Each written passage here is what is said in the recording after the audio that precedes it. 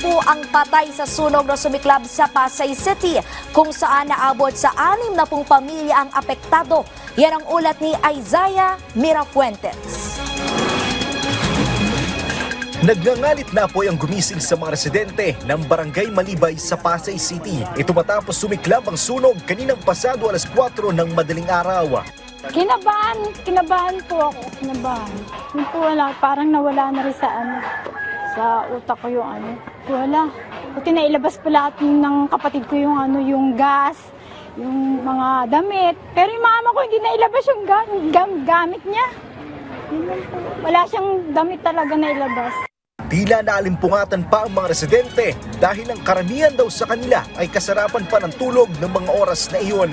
Ang sunog, kumitil pa ng 4 na buhay. Nakulong sa kanilang nasunog na bahay ang lahat ng biktima. Patay ang isang 34 anyos na babae, ang anak niyang 7 years old, pamangkin niyang 13 years old. Ang pinakahuling biktima na nakuha ay ang 40 years old na lalaki. Inakala nilang nakaligtas ito, pero ilang oras na matapos ang sunog ay di pa rin nila nakikita at doon nila nalaman na nasawi rin pala.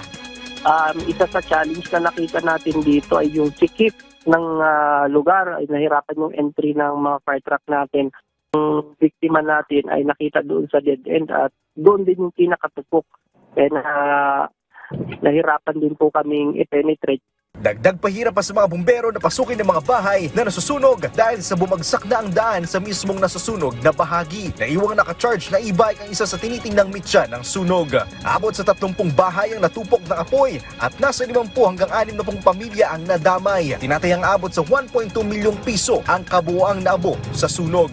Nagpapaalala ang Bureau of Fire Protection dito sa Pasay City sa publiko na ating ugaliin or gawing practice na sa ating mga tahanan, mga basic fire safety measure na kailangan natin gawin tulad ng bago matulog, bunutin ang mga nakasaksak.